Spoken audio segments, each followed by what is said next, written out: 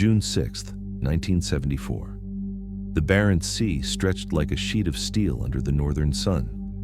On the surface, Soviet icebreakers followed routine routes toward Murmansk.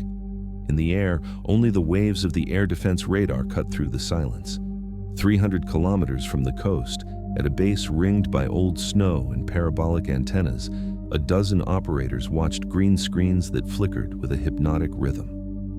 It was 14:17 hours, Moscow time, when a young technician lifted his eyes from his notebook. "Comrade Colonel, we have a return." The superior stepped closer, set his hands on the console, and watched the bright dot that had just appeared in the corner of the radar. It was faint, irregular, but it was moving at a speed none of them had ever seen before. "Altitude?" he asked. "More than 25,000 meters, sir." "Speed?" The operator hesitated. "Mach 3? Maybe more." The colonel frowned. On the screen, the dot advanced with a white line that lengthened far too fast, crossing the entire quadrant before fading. The computers calculated that at that speed, the object had overflown Soviet airspace for less than a minute. "It must be a calibration error," murmured one of the communications officers, trying to sound confident. But the colonel did not answer. He knew radars did not lie with that much precision. The data were clear. The object had moved at more than 3 times the speed of sound, at a height where no known aircraft could remain stable. By protocol, they sent an immediate report to Moscow. The response took 7 minutes to arrive, an eternity for the men who kept staring at the empty screen. The message was laconic. "No identification. Continue tracking." The colonel exhaled slowly and said in a low voice, "It cannot fly that fast." Over the following weeks, other radars in the north recorded similar signals, brief fleeting echoes that appeared over the Arctic and vanished before the alert fighters could take off. No camera caught them, no interception succeeded. The reports piled up on the desks of the Ministry of Defense with the same description: unknown object, speed Mach 3, north-south trajectory. In closed-door meetings, the generals were divided between disbelief and frustration. Some claimed it was a new experimental missile. Others, that the United States had found a way to make aerial espionage invisible. That day, the Soviet Union understood there was something in the sky their missiles could not reach. A black, silent visitor that left only a bright contrail before disappearing over the horizon. And though no one knew it yet, that fleeting echo was the herald of a new era. One in which knowledge would travel faster than sound, and where speed would become the most powerful weapon of all. Between 1960 and 1962, the balance of the world changed in shape. The Cold War ceased to be a matter of borders or ideologies, and became a competition of machines, of speeds, of impossible numbers. In those years, the sky stopped being a space of transit and turned into the new battlefield. On May 1st, 1960, a Soviet SA-2 Dvina missile shot down the American U-2 spy plane piloted by Francis Gary Powers. The incident was a public humiliation for Washington. For the first time, the White House had to admit that its eyes in the sky could be blinded. Eisenhower ordered reconnaissance flights over the Soviet Union suspended.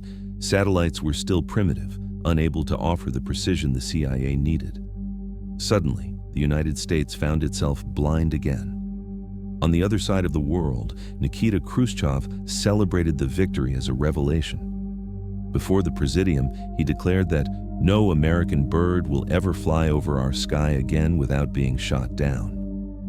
Soviet newspapers filled their front pages with triumphant headlines, showing photographs of the U-2 wreckage and the captured pilot. It was the perfect symbol of Soviet technological pride. Their radars had proved that the sky had a limit and that the limit belonged to them. But in the CIA's offices, that same pride became a challenge. If missiles could reach airplanes, then the future was not in flying low, but in flying higher and faster than any known weapon. Speed, more than power or armament, became the new form of survival. In 1961, with John F. Kennedy newly arrived at the presidency, the Pentagon issued a secret directive: develop a reconnaissance aircraft that could not be shot down. It had to fly above 25,000 meters and exceed Mach 3, 3 times the speed of sound. In theory, if an aircraft moved faster than any missile could react, it would be untouchable. Meanwhile, the Soviet Union plunged into its own dream of invulnerability. The laboratories of Novosibirsk and Zhukovsky worked without rest on more powerful radars, supersonic fighters, and new defense systems. Khrushchev repeated it in every speech. Our missiles will reach any target at any point on the planet. The whole world heard his voice through black and white televisions amid applause and fear. In reality, both sides lied and feared at the same time.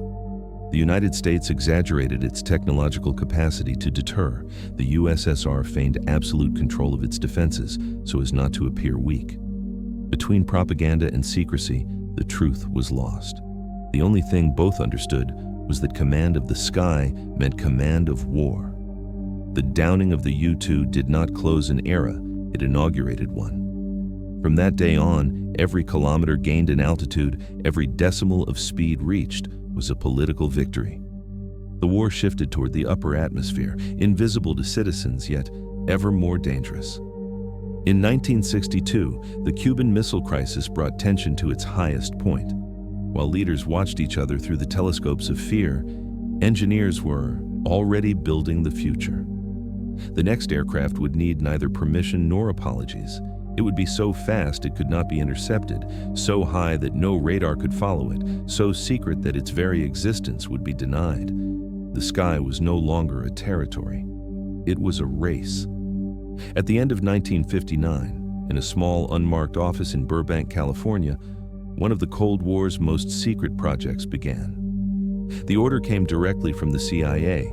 Create an aircraft to replace the U-2, able to fly so high and so fast that no radar or missile could reach it.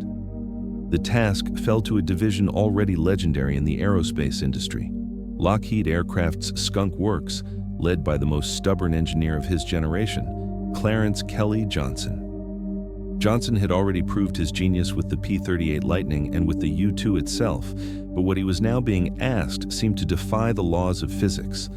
The new aircraft had to surpass Mach 3.2, 3 times the speed of sound, reach 26,000 meters of altitude, and sustain those conditions for hours without disintegrating. No known material could withstand such heat. No engine had been designed to sustain such pressure.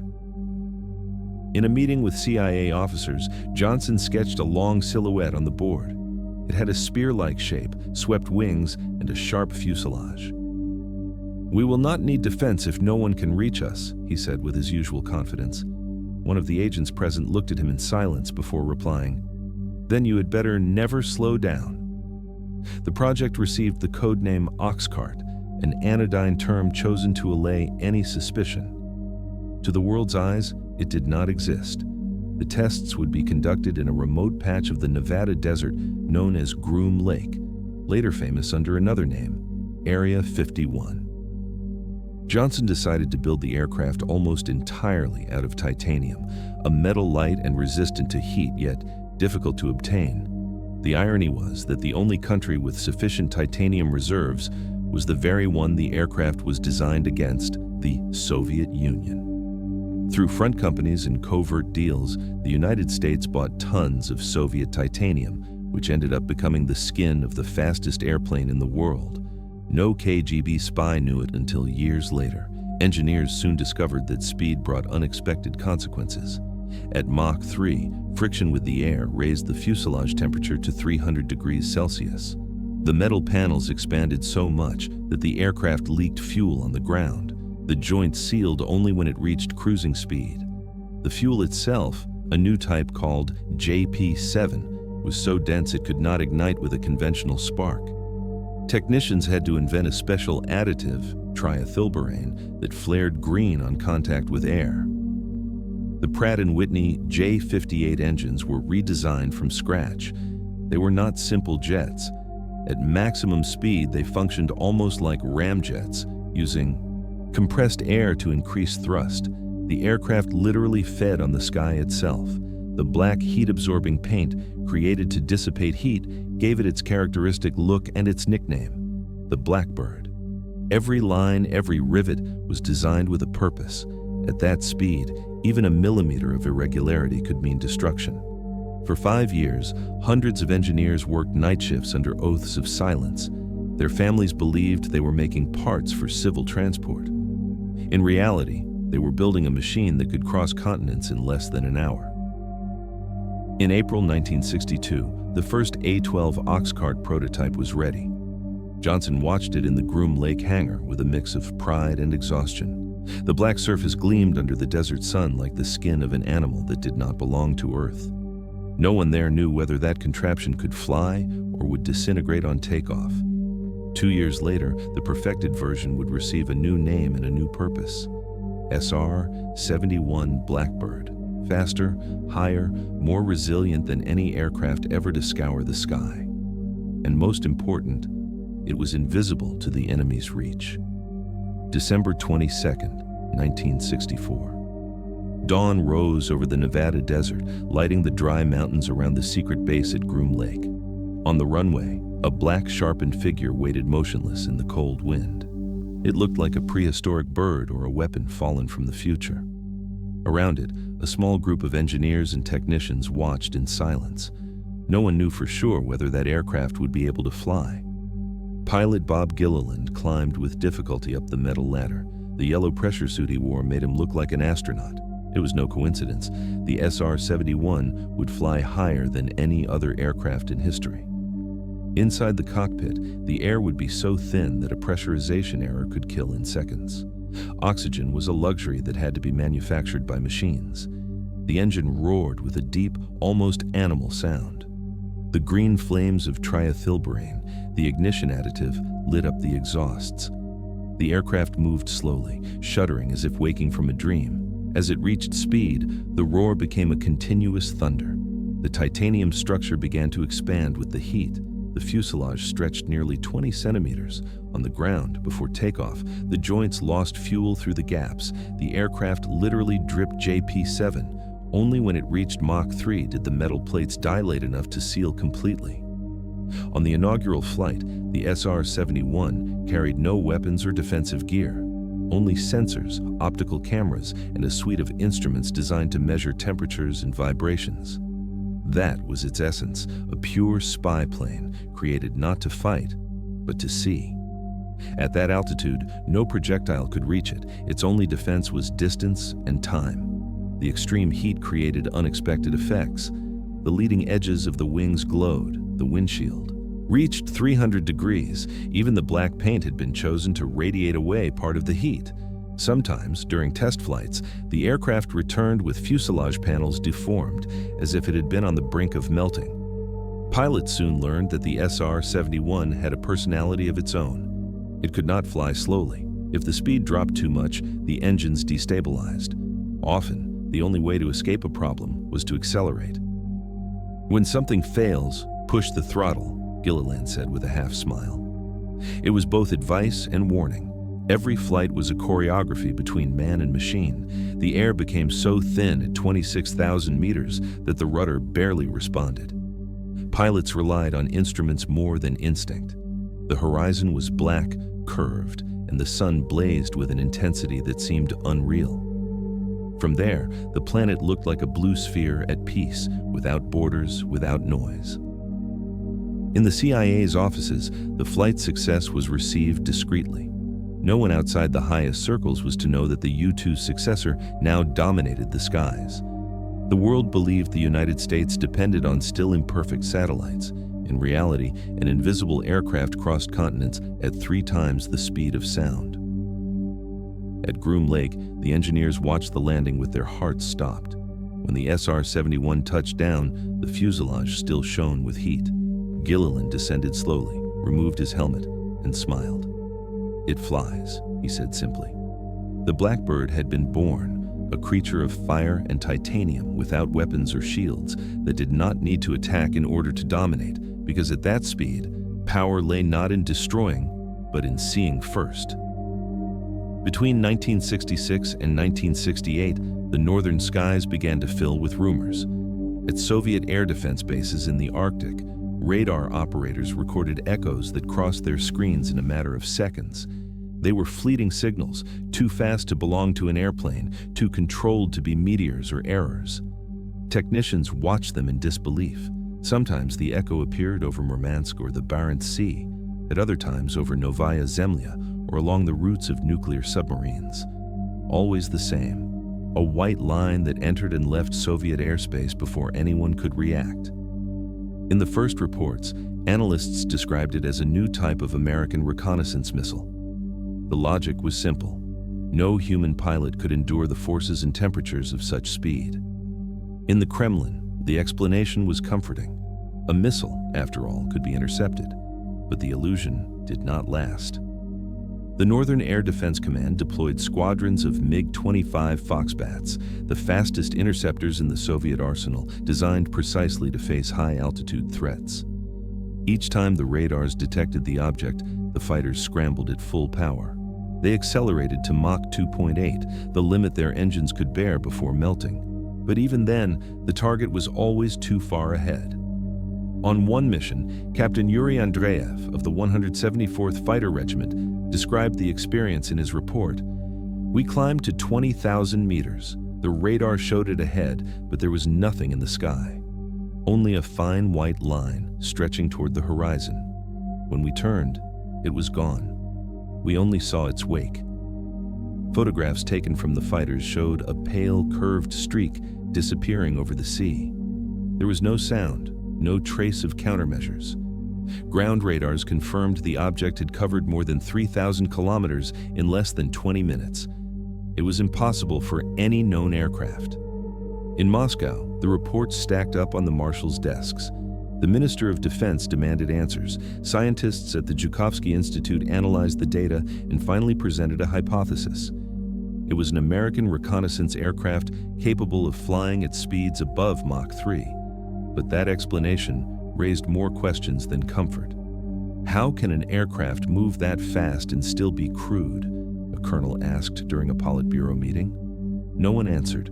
Soviet engineers knew that at Mach 3, the heat of the air could melt steel, that fuselage joints dilated until they failed. And yet, the evidence was irrefutable. Whatever crossed the Arctic did so with surgical precision and without being reached.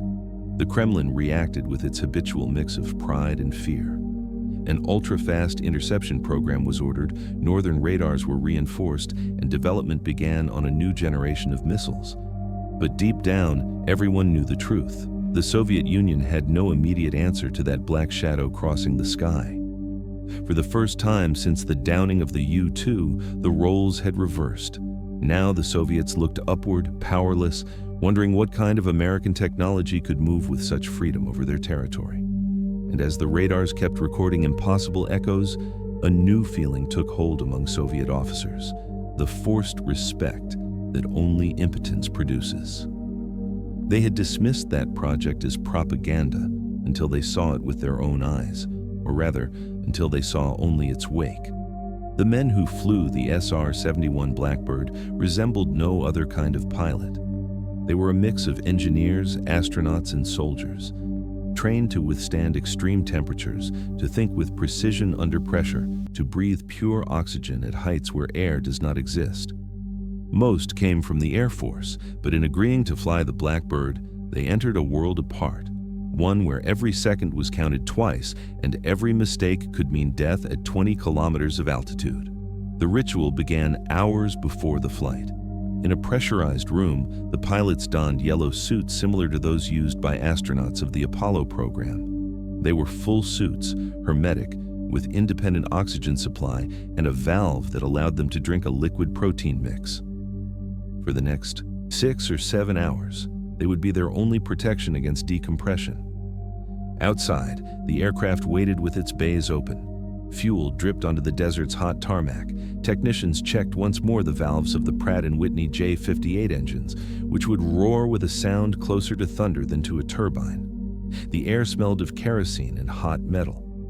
Takeoff was the beginning of a millimetric choreography. The SR-71 needed more than 4 kilometers of runway to lift off. At low speed, it seemed clumsy, heavy, almost unstable. But once it surpassed Mach 1, the aircraft stopped being a mechanical object and became something alive. Vibrations vanished, sound decomposed, and the horizon slowly curved. At 80,000 feet of altitude, the cockpit hung in a silence that seemed absolute. The sky was no longer blue, but a deep black speckled with light. From that height, the pilot could see the planet's full arc. The clouds were motionless layers underfoot, lightning flashed silently over continents. Up there, speed did not exist, only the Earth's steady drift beneath the fuselage. The flight was a succession of quick decisions. On each mission, the SR-71 crossed the edges of several hostile countries, the Soviet Union, North Korea, China, without officially violating their airspace. Its optical cameras and infrared sensors could record with precision an automobile on a road from more than 20 kilometers away. Every flight generated thousands of photographs and gigabytes of data that would be analyzed in Langley and at the Pentagon for weeks. Inside the cockpit, the pilot and his reconnaissance officer hardly spoke. Communications were brief, almost ritual. Altitude, 80,000. Speed, 3.2. Temperature, stable. Cameras online. The steady hiss of oxygen filled the silence between each report. There was no margin for error. A suit failure or a pressure leak could kill in seconds. An engine issue could turn the aircraft into a fireball at 20,000 meters.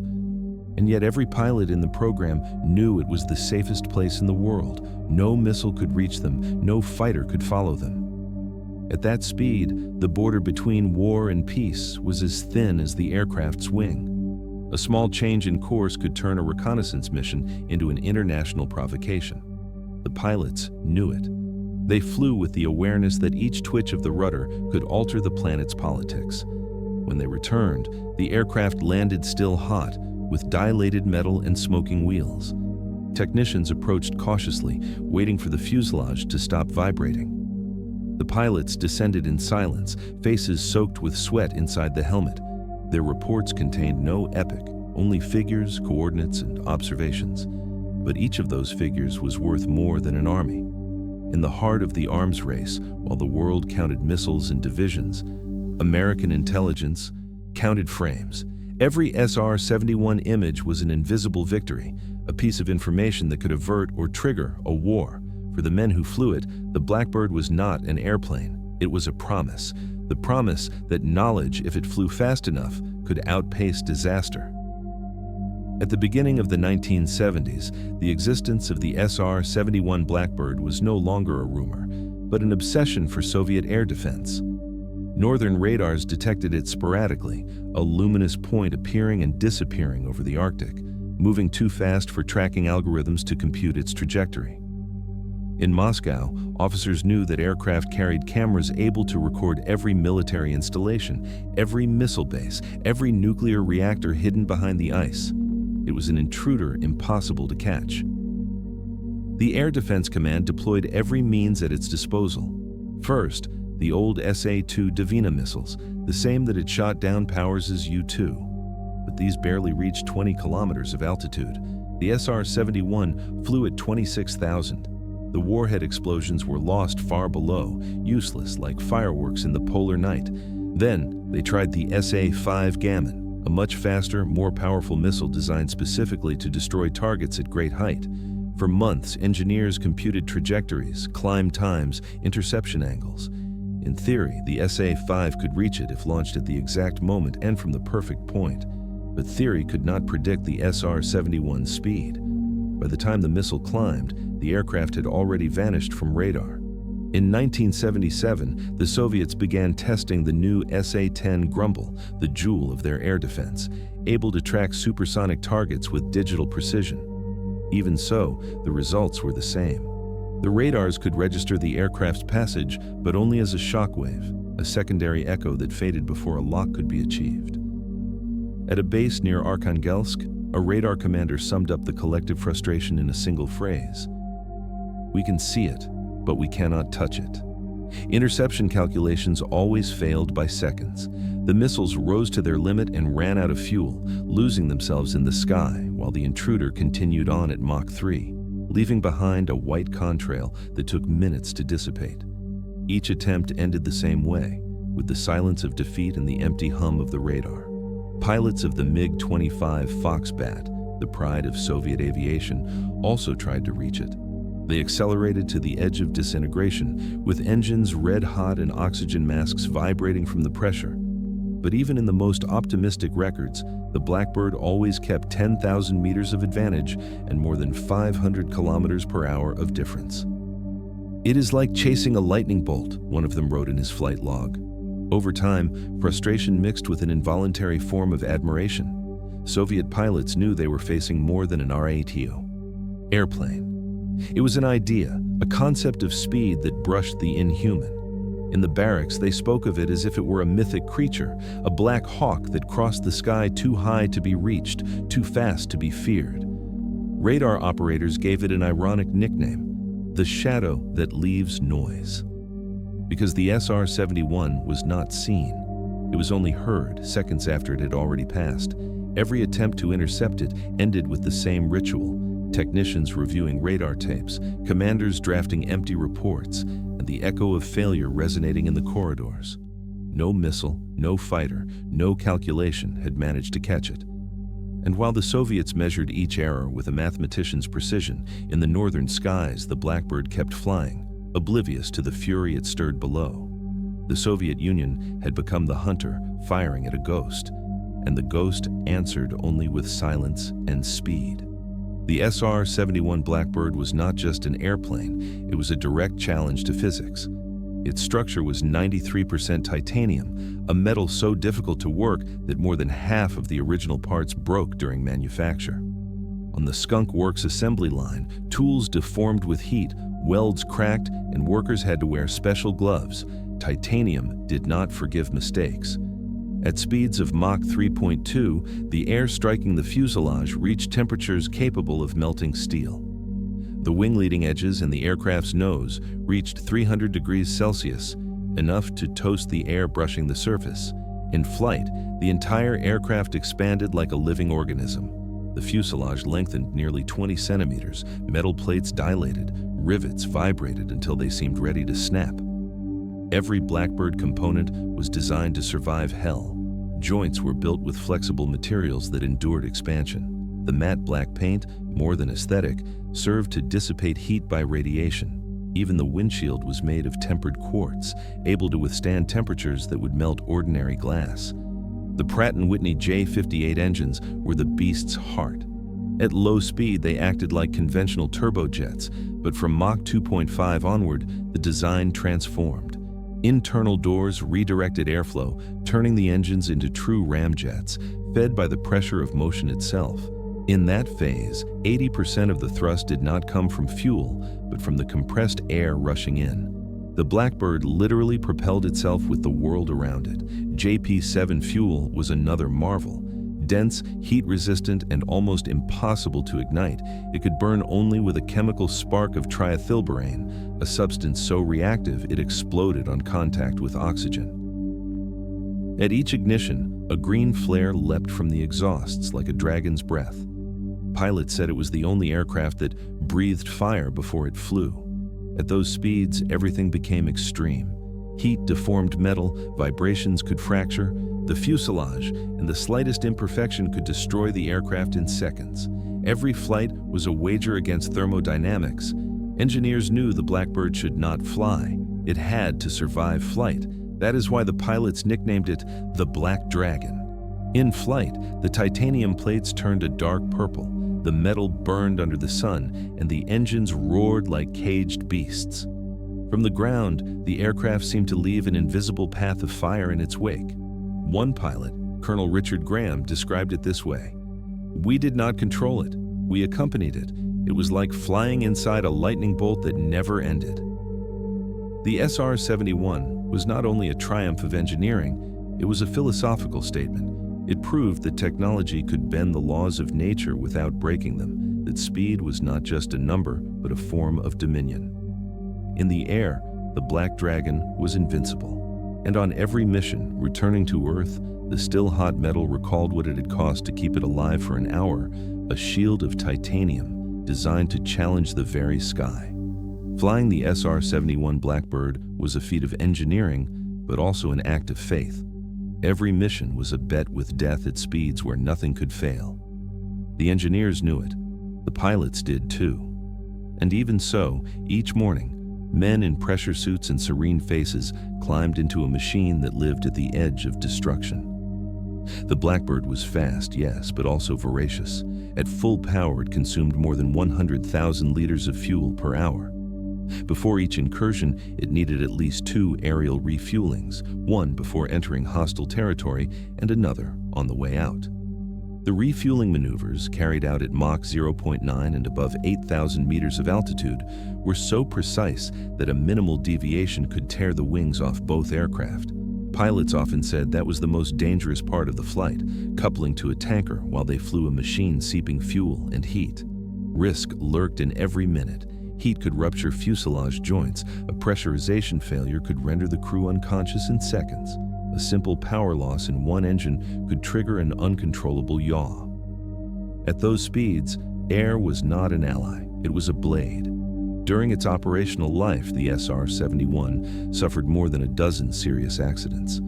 Some aircraft disintegrated in the air, others caught fire on landing. In every case, the causes were the same: an unexpected vibration, a miscalculated reading, a millimeter of error. Each loss was a painful lesson added to the flight manual. Inside the cockpit, time was measured by breaths and vibrations. The pilot heard his own amplified breathing inside the helmet, the constant hiss of oxygen, and the deep rumble of the engines. At 80,000 feet, the horizon curved and the sky was black, so black that the stars seemed fixed. From up there, the planet looked immense and silent. There were no borders, no visible wars, only the thin blue line of the atmosphere. Communications were scarce, only essential data, a monotone voice in the headset, confirmations of course and altitude. The solitude was total. In an interview, pilot Brian Schul, a veteran of the program, described it this way: "Up there, you do not fly over the world, you watch it. You are alone with the planet, and you understand how small you are." Sometimes, during the longest incursions, the aircraft pierced electrical storms, leaving behind clouds loaded with lightning that seemed like static. At other times, it crossed dawn twice in an hour. Time warped with speed. The world below seemed to move slowly as the Blackbird carved the sky like a shadow no one could catch. But that grandeur had a price. Every flight demanded months of maintenance, hundreds of technicians, and tons of fuel. Every mission was an orchestra of precision, a ballet of steel and calculus that could collapse with a single human error. Pilots lived knowing their aircraft was a miracle as fragile as glass. The SR-71 had been built to escape missiles, but never reality. Absolute speed was also absolute vulnerability. At those heights, a failure left no time to pray, only to fall. And yet they kept flying, because they knew that while they were up there, no one else would have to guess what was happening on the other side of the world. In the mid-1970s, the Soviet Union decided the SR-71 could not keep crossing its invisible borders with impunity. In Moscow, the Air Defense High Command gathered engineers, physicists, and elite pilots for a single purpose: build an interceptor capable of facing the Blackbird. The result was the MiG-31 Foxhound, a machine conceived not so much to fly faster than the enemy as to see it before it disappeared. The MiG-31 was the first Soviet fighter equipped with a phased array radar, the Zaslon, a system so powerful it could track multiple targets at more than 200 kilometers. Its new weapon, the R-33 air-to-air missile, could reach targets at altitudes above 25,000 meters. In theory, the combination of aircraft, radar, and missile represented the perfect antidote to the SR-71. In practice, it was still insufficient. Soviet radars installed in the Arctic Circle, from Murmansk to Tiksi, managed to detect Blackbird flights with greater clarity, but never in time. When the echo appeared on their screens, the aircraft had already covered hundreds of kilometers. Operators said the radar did not track the intruder, it only recorded its passing. MiG-31 squadrons were deployed at remote bases with orders to take off as soon as any suspicious echo was detected. On several occasions, they did. Pilots climbed at maximum speed, lighting afterburners to the metal's limit, but the SR-71, flying at Mach 3.2, simply kept going, out of reach. One of those Soviet pilots would later recall, "It was like running after a shadow. We saw it on radar, we saw it in the reports, but in the air, it did not exist." Even the R-33 missiles, pride of Soviet engineering, failed in simulations. The climb and guidance time was not enough to intercept a target covering a kilometer each second. Every calculation ended with the same conclusion. The aircraft escaped before the missile could draw near. Attempts to shoot it down continued for years. Each failure was filed under the same bureaucratic term: target out of range. Over time, frustration mixed with a quiet respect. Kremlin officers knew they were facing an extraordinary machine. In private, many admitted it. The UdSSR had learned more chasing the SR-71 than by analyzing it. In 1980, during a military conference in Moscow, a Soviet general summed up with irony that decade of fruitless pursuits. "We did not shoot it down, but we learned a lot chasing it." By then, the SR-71 had already overflown the planet hundreds of times. No enemy had reached it, no missile had grazed it. Every flight was a reminder that technology could be as intangible as a ghost. And, in an almost symbolic gesture, the Soviets stopped trying to bring it down. They no longer saw it as a direct threat, but as the enemy's clock, a reminder of how far they still had to go. The Blackbird kept crossing the northern skies, invisible and serene, while below, Soviet radars kept tracing its wake, as if trying to sketch the outline of a myth. In the 1980s, the sky began to fill with new eyes. Spy satellites, once experimental, became everyday tools. They orbited Earth with millimetric precision, sending real-time images of any point on the planet. There was no longer a need to risk a pilot or expose an aircraft. Surveillance had moved to space. The SR-71 Blackbird, that prodigy born of secrecy, began to look like a giant from another time. Its flights, costly and dangerous, no longer offered decisive advantages over satellites. Moreover, each mission cost millions of dollars and required dozens of people to prepare a single takeoff. Even so, the Blackbird kept flying. It was too fast, too elegant, and too effective to vanish just like that. During the 1980s, the aircraft continued to perform critical missions. It flew over the Middle East, the Korean Peninsula, and the shores of the Baltic Sea, always without interception. In those years, its mere presence was a message. The United States still dominated the sky. However, with the collapse of the Soviet Union in 1991, the enemy that had justified it ceased to exist. The world that had created it was fading before its eyes. The 1990s brought trimmed budgets, new priorities, and a new kind of war. The Pentagon bet on satellites, drones, and digital espionage systems. In 1990, the SR-71 was officially retired from operational service. Its roar went silent, but history still owed it one last mission. In 1998, with the Iraq conflict in full swing, a small Air Force team reactivated 2 Blackbird units. The objective? Conduct a reconnaissance mission over Baghdad. It was a symbolic flight, almost ceremonial. The aircraft took off, climbed to the edge of space, crossed the Middle East at supersonic speed, and returned undetected. It had done, once again, what no machine could do. When it landed, technicians approached the fuselage slowly. The titanium was still hot, vibrating with the echo of the flight. The pilot climbed down from the cockpit and placed a hand on the black metal. He knew it was the last time. On the other side of the world, at air bases in the new Russian Federation, some officers followed the news on television. Many of them had spent decades trying to hunt it, watching its white contrail vanish in the polar sky. One of them, a retired colonel, remarked with a tired smile, "They have finally brought it down, and we still never reached it." The SR-71 stopped flying that year, but its myth did not.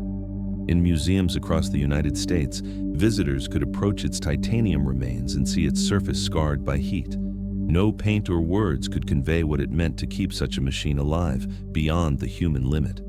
The Soviets, by then Russians, witnessed its retirement with a mix of relief and admiration. Relief because the world's fastest enemy would no longer scour their skies.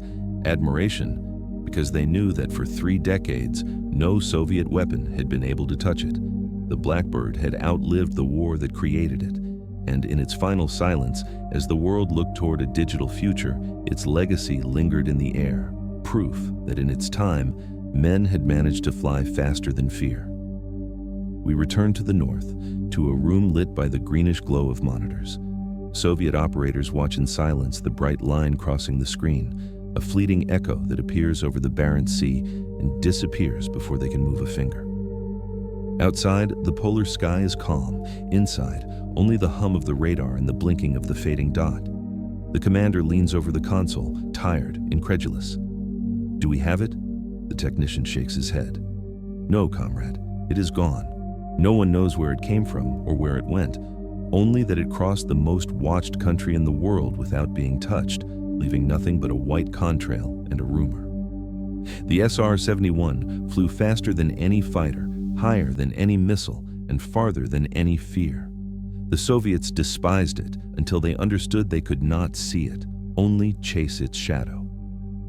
For nearly 3 decades, the Blackbird was the perfect metaphor for the Cold War, a race to see before the other, to reach what seemed impossible, to move faster than politics, ethics, or logic could follow.